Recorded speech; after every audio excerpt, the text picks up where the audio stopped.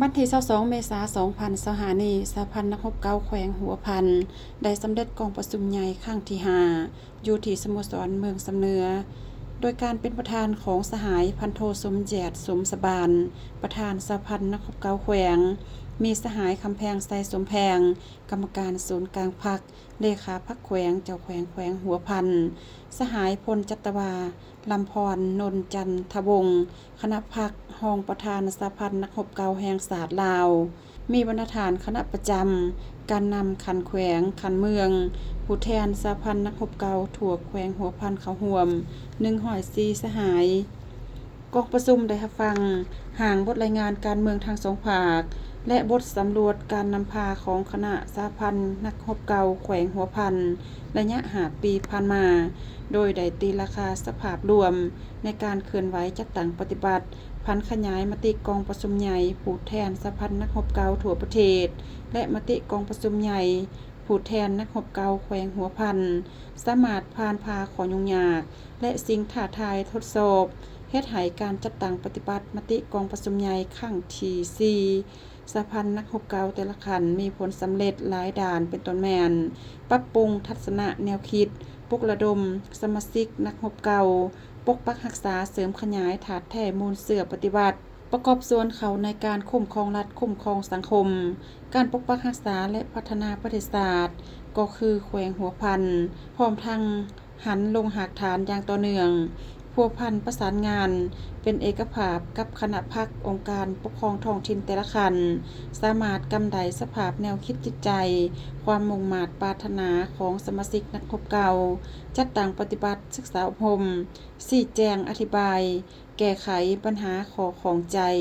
ยกให้เห็นขอสะดวกขอยุ่งยากสิ่งท้าทายและกลอุบายหันเปลี่ยนโดยสันติของอิทธิกำลังปรปักษ์ต่อการปฏิบัติและจัดตั้งเฉลิมฉลองวันสำคัญต่างๆของสหพันธ์นักรบเก่าอย่างเป็นปกติสามารถปรับปรุงทัศนะแนวคิดของทันแถวนักรบเก่าได้ทั้งหมด 1,000 กว่าครั้งเคลื่อนไหวเก็บกำข้อมูลให้วิทยุโทรภาพแขวงและศูนย์กลางได้671บทข่าวแจกจ่ายวารสารหนังสือพิมพ์ได้960ฉบับปึ่มประมวลรูปภาพ44หัวได้ปรับปรุงการจัดตั้งพนักงานและเบียกงานนโยบายแทดเหมาะกับสภาพความเป็นจริงสามารถเป็นเสนาธิการให้แก่การนำสหพันธ์นักรบเก่าสุขยู่สร้างเศรษฐกิจแก้ไขชีวิตการเป็นอยู่ของนักรบเก่าดีขึ้นเถิดละกล่าวเอาใจใส่ติดตามกฎกาสกัดกั้นปรากฏการณ์โยธท่อต้านการสลาดวังหลวงเฮ็ดให้ภายในมีความโปร่งใสเป็นระเบียบเรียบร้อยจัดตั้งปฏิบัติการพัวพันหัวมือกับต่างประเทศถูกต้องตามแนวทางของพรรคบางออกเป็นต้นแม่นการพัวพันหัวมือกับสหพันธ์นักรบเก่าบรรดาแขวงของสาธารณรัฐสังคมนิยมเวียดนามที่มีชายแดนร่วมกันไปมาหาสู่สวยเหลือซึ่งกันและกันเป็นปกติผู้แทนกองประชุมได้ใส่สิทธิประชาธิปไตยปอนบัตรคัดเลือกเอาคณะสหพันธ์นักรบเก่าสุดใหม่ซึ่งมีผู้ลงสมัครเลือกตั้งจำนวน5สหายเลือกเอา3สหายซึ่งได้บรรลุตามระดับคาดหมายที่วางไว้กองประชุมครั้งปฐมฤกษ์ได้เลือกเอาสหายพันเอกคำสนทิพย์สมพันธ์เป็นประธานสหพันธ์นักรบเก่าแขวง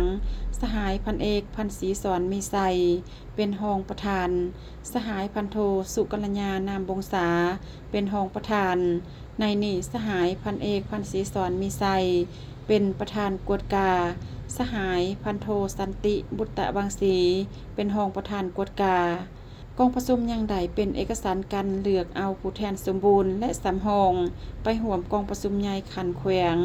ได้ตามระดับขาดหมายจำนวน13สหาย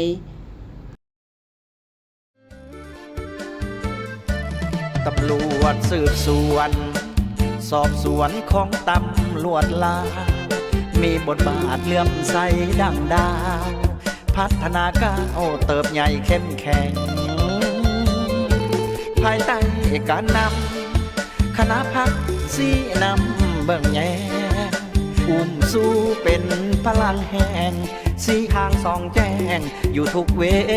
ลาสืบสวนซ่อหา บรรดาปัจจัยสาเหตุ